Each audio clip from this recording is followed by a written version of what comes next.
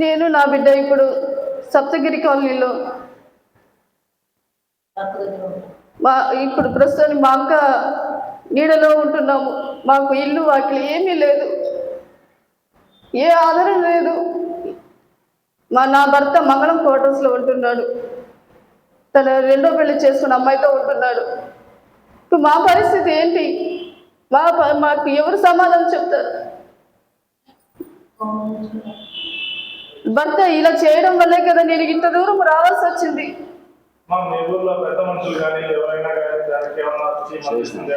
పెద్ద మనుషులు అందరూ, పెద్ద మనుషులు కూడా నా యొక్క బిడ్డ ఉండాలని, ఒక ఆడపిల్లకి అన్యాయం చేయకూడదని చాలా విధాలుగా ప్రయత్నించారు, మధ్యస్థాలు చేశారు.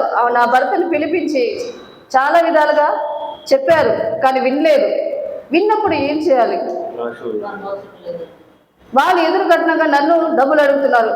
మా అత్త నా బిడ్డతో కాపురం చేయాలంటే నువ్వు డబ్బులు తీసుకురా, లేకపోతే మీ దారి మీది మా దారి మాది అన్నట్టు మమ్మల్ని హింస పెడుతున్నారు.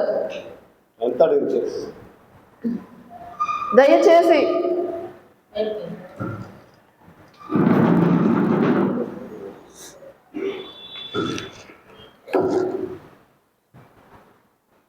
దయచేసి నా బిడ్డకి నాకు న్యాయం చేయాలని ఇదే నా చివరి ప్రయత్నం. నా బిడ్డ కోసమే నేను బ్రతుకుతున్నాను. నా బిడ్డకి న్యాయం కోసమే ఇంత దూరం వచ్చాను.